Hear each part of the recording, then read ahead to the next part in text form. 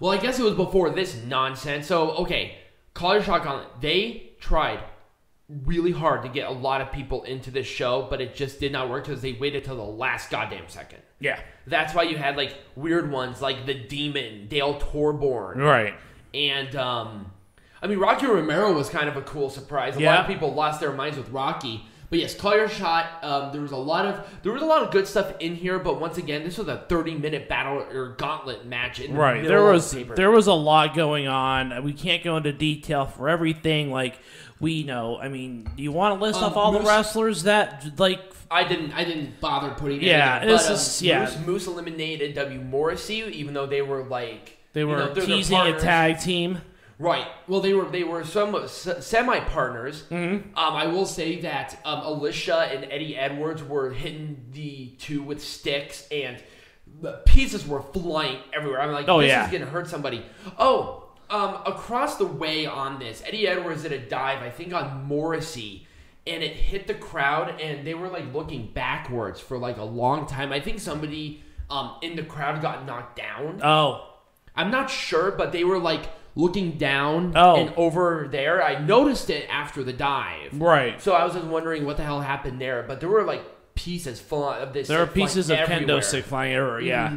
But yeah, it was an okay match. Of course, I knew this was going to be the biggest spot fest in history of Impact. But, you know, that's what you get with Dale Torborn was just standing around. And I know. He was standing around for like 15 minutes. I know. He's like, wow, Gene Simmons hasn't moved in like 15 minutes. I'm like, we just get some coffee already. Right. So, anyways. Moose won. Yes. It was either him or W. Morrissey. I chose W. Morrissey. Peanut Gallery chose Moose. I did. I chose Moose. All right, let's make this shit Majestic again. Here's the one thing that I would have said that would have made this a little bit better. I would have had Josh Alexander do a little bit more to Moose during the match. No. No? Nope. You really think the one move, pin 1, 2, 3, was better than him working his way up? Like the chaos and everything happening. Yeah, we don't need to have another match. Not a long match. Could have been like a minute, 20 seconds or something, and everything would have been fine. No, it was perfect. Right in front of the family, too, and that makes the pain extra special. I don't know. No. I feel like that would have been different. No. We're going to save that for our next event, Turning Point. We're going to save that match for Turning Point. Yes. Also, we got tickets to Turning Point, so we'll be talking about that. And we're going to be front row. Now, with Hard to Kill, do you think there's going to be a three-way with Christian, Alexander, and Moose? Maybe. Not sure. I'm not 100% sure. But I can see that. But I know that Christian is going to take some time off. He's going to take some time off? I think so, because he has that shoulder... He had the shoulder tape. Oh, yeah, he had the shoulder tape. Yeah, I did see that. So he's probably going to nurse that back to health. Right. It was probably good enough to at least do this. Give him a couple of weeks. Yep. No problem. Yeah. Not a problem. I wouldn't have booked this anything different. Not a 0.0% difference. Nope. Nothing. Nothing. An amazing match. I would have done... The Good Brothers were I would have done a little bit more build to a match like this. I think that... This was literally booked like 2 days before the event. It was. Which wasn't bad, and then they tried to build a storyline around it. I think that it's time for the Good Brothers to kind of move forward with different people. Yes. Though. This was definitely like a filler because everyone was involved in other things. Right. And, Finn Juice, they were involved with Bullet Club. Why are they going for the tag team belts? I feel like this was a thrown together match. It was. And that's kind of what I did not want. Yeah, it was a thrown together match. So I probably would have done something a little bit different. If they wanted to do this match, build to it. Because the Good Brothers were like, oh, why are we here? We should have a match there. Okay, let's just throw this together. No, I don't want that especially with a title match. Right. If it was not a title match, I wouldn't have cared. Right, but... I would have really pushed for other people, and I would not have had maybe some of the older guys like Dale Torborn. It was not necessary. Well, they tried. They tried to get Adam Scherr. I would have had like Willie Mack or something in there. Right. It's fine if you had like people that were in your roster go for this opportunity. Like it was not that bad. No, like, come on. No. Have some women in it. Like let's spice it up a little bit. Like come on. I mean, you already had them. Might as well put in more. Right. That'd have been cool. Mm-hmm. No. I want to do something stupid. I'm not sure if I would do anything different with this. No, I don't think so. They had a good rivalry going into it.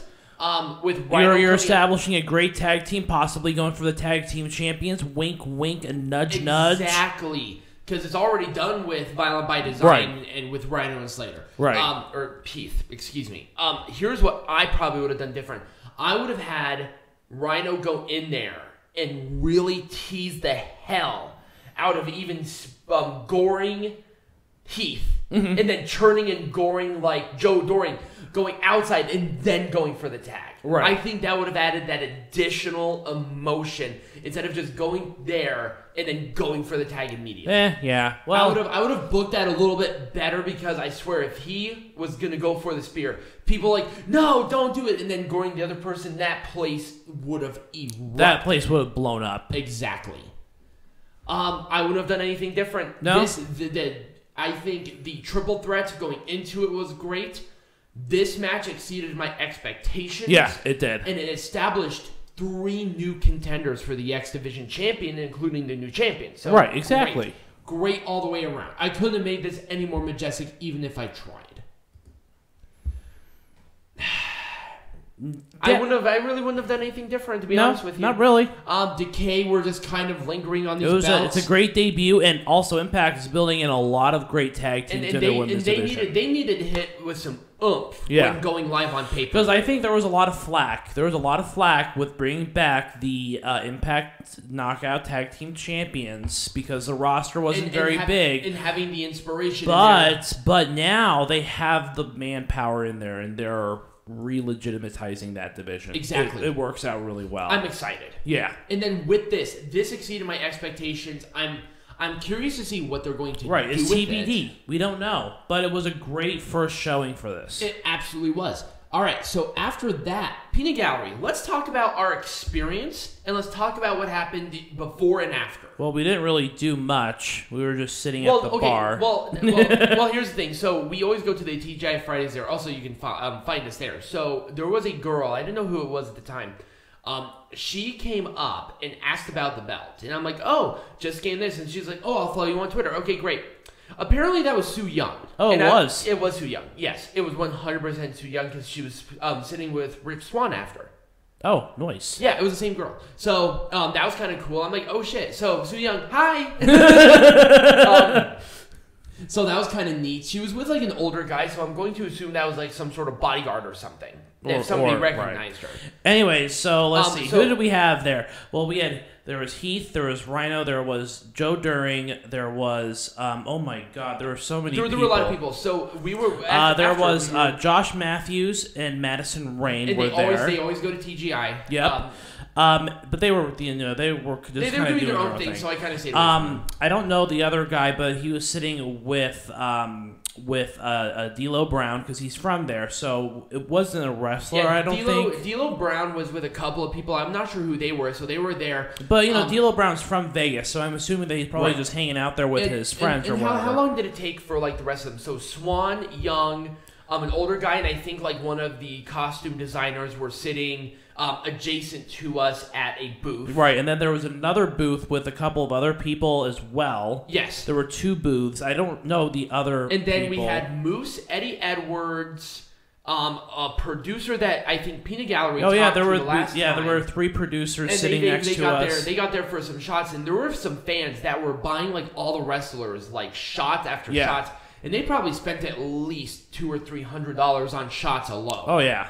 They were rocking and rolling on those, but there was a lot of energy. It was a lot of fun. Oh, and then Mickie James, Gail Kim, Alicia Edwards, and I think 2 other women came in a little bit after them. So, this kind of transitioned into maybe about an hour and a half, 2 hours after the show. It was a lot of fun. There were probably about 20 of the wrestlers in there. Yeah, there was like half of the people that actually wrestled.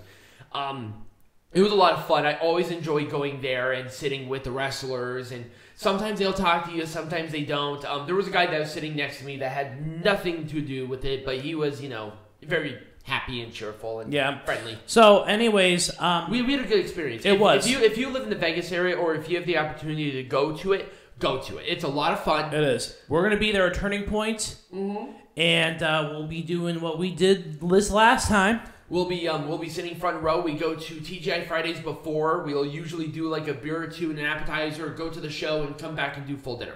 So, and this was later because they were competing with Dynamite. Right, they had to do the show after Dynamite. So they did so they did the show like an hour later. So it was like 10 o'clock by the time we got out. Yeah. So anyways, what are we going to be talking about next week? Next week we are going to be doing our full review on. Well, we're doing part 1. No, there's only room for one part because there's a pay-per-view event on the 7th that we have to do. Oh, that's right. So we are going to be doing the entire season of Dark Side of the Ring. There's no heckling. There's no history lesson. We're just going to do our review of the Dark Side of the Ring, and we're going to break it out into bite-sized little pieces. Because it's partially a discussion with heckling, and it's partially history. Exactly. So why would you need anything more than that? And there's nothing happening next week as far as pay-per-views go. Now, we're not being lazy. The only reason we did not do a heckling or a wrestling this time because we went to Bound for Glory, and we left like 2 hours before the show, so we ate up a lot of the time that we usually do that. Right. So and I think we had a pretty full show too. So like I said, next week Yeah, so we'll do all of Dark Side of the Ring. So if you guys did enjoy this, remember to like, subscribe, follow us. Let us know what you thought.